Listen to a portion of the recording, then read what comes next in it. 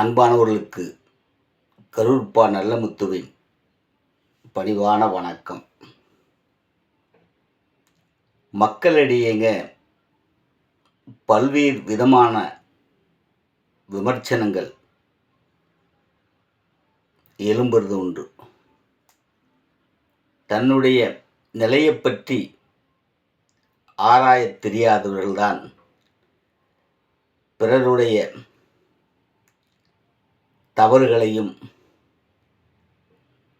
ஒழுங்கீனங்களையும்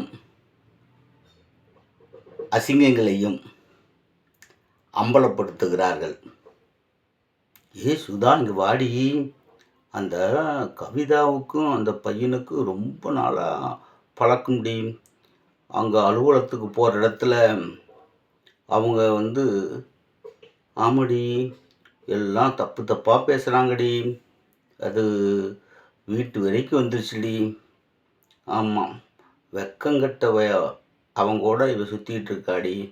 இவ்வளோ வெக்கங்கட்டவ தானே. அப்புறம் நாயும் தாண்டி இப்படி அலையும், பண்ணியும் தாண்டி இப்படி கூட்டு சேர்ந்து அலையுங்க.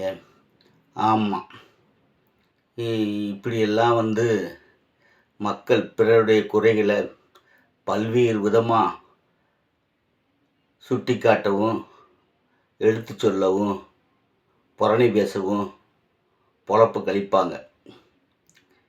தன்னுடைய குடும்ப சூழல் என்ன, தன் வீட்டு பிள்ளைகள் என்ன செய்கிறாங்க, அவங்களுடைய வளர்ச்சிக்கு நம்ம என்ன செய்யணும், நம்முடைய கணவன் எப்படி நம்மள்கிட்ட இருக்கான்,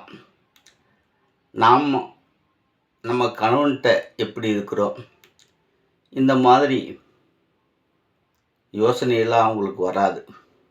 அக்கம் பக்கம் என்ன பண்ணுறாங்க, யார் யாரோட ஓடிப்போனால், யாருக்கு சண்டை, யாரு பிரச்சனைகள் பண்ணிட்டு அலையிறாங்க, இதை பற்றியே ஒரு கூட்டம் திண்ணையில் உட்காந்து கதை பேசிகிட்ருக்குங்க.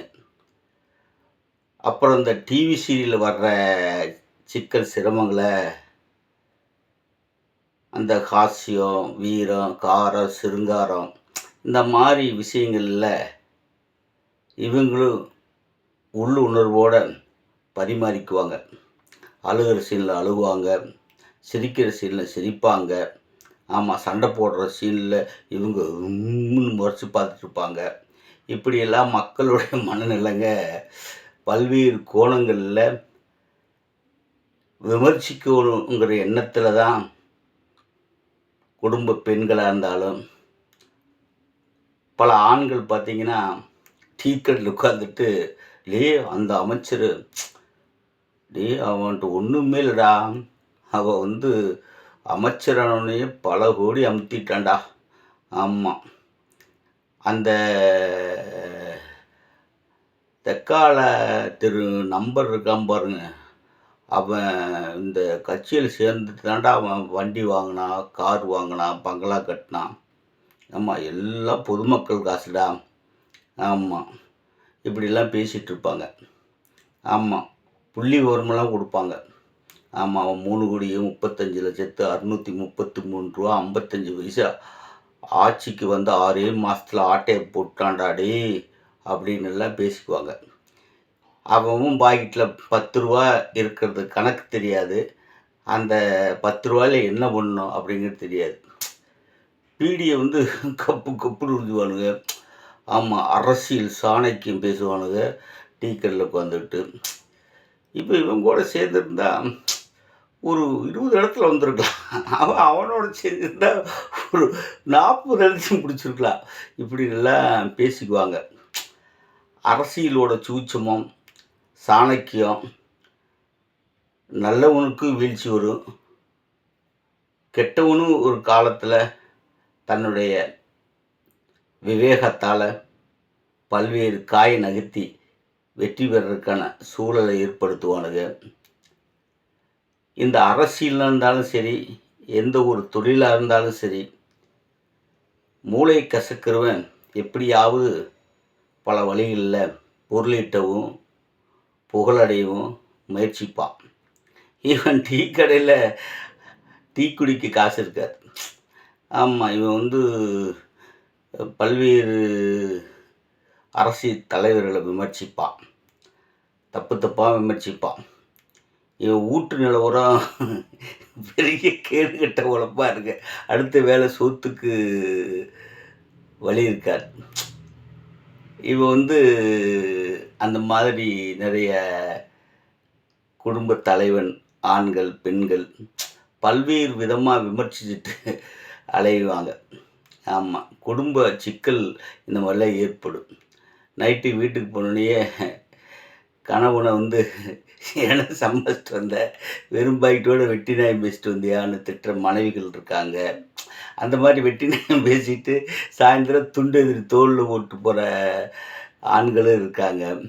பெண்களும் வந்து வெவ்வேறு விதமான பெண்களை திண்ணையில் உட்காந்து விமர்சிச்சுட்டு ஆமாம் ஆமாம் சகுனித்தனம் பண்ணிக்கிட்டு புரணி பேசிக்கிட்டு இருக்கிற பெண்கள்லாம் இருக்கிறாங்க.